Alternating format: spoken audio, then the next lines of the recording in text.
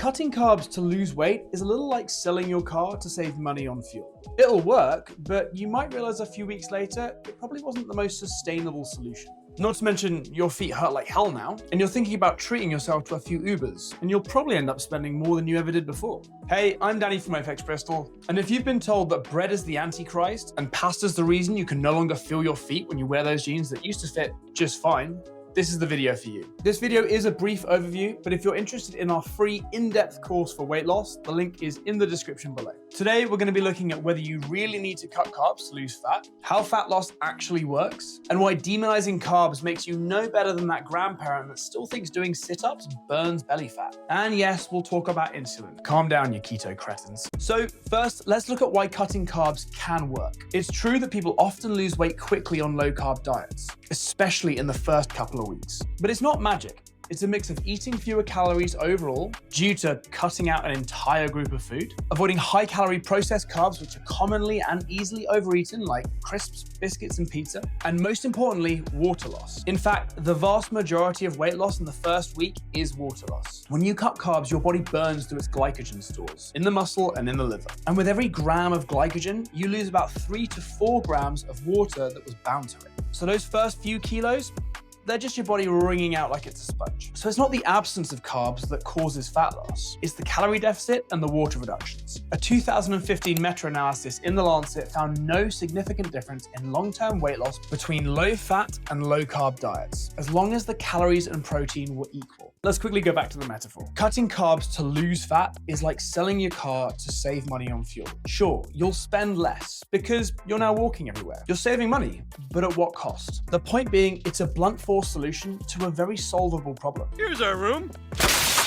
Homer, you're supposed to slide those doors open. I don't have time for that.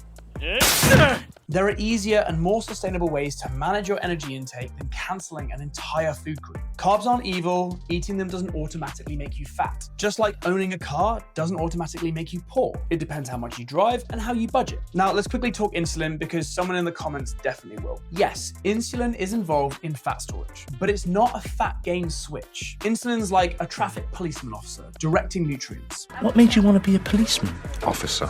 What made you want to be a policeman officer? It helps to store carbs as glycogen, and if there's overflow, it tells your body to stash the rest as fat. But it's your overall calorie balance that decides whether or not you gain or lose weight. Insulin spikes from a bowl of oats aren't making you fat. It's the 500 calorie excess each day that's the problem. This 2012 study in nutrition, metabolism, and cardiovascular disease found no support for the idea that insulin itself causes fat gain in energy-balanced diets. Again, energy-balanced diets. So what actually matters for fat loss? You lose fat when you're in a calorie deficit. You can get there with or without carbs. The best diet is the one that you can stick to. And if cutting carbs helps you feel more in control, cool. But if it makes you dream about cinnamon rolls and contemplate violence, maybe don't. The 2018 Diet Fits trial found no difference in weight loss after 12 months between low-fat and low-carb diets, as long as the participants could adhere to them. Shocker, it comes down to consistency and sustainability. But when might it make sense to cut carbs? 1, if you're managing blood sugar for medical reasons. 2, you genuinely feel better eating fewer carbs. 3, you love avocados and eggs more than you like toast and rice. But please do not do it because Karen from your spin class said that carbs were toxic. Okay, so let's wrap up. To lose weight, it comes down to total calorie intake. This is easiest and most sustainable when you prioritize protein and whole foods. We want to try and find a way of eating that fits your life,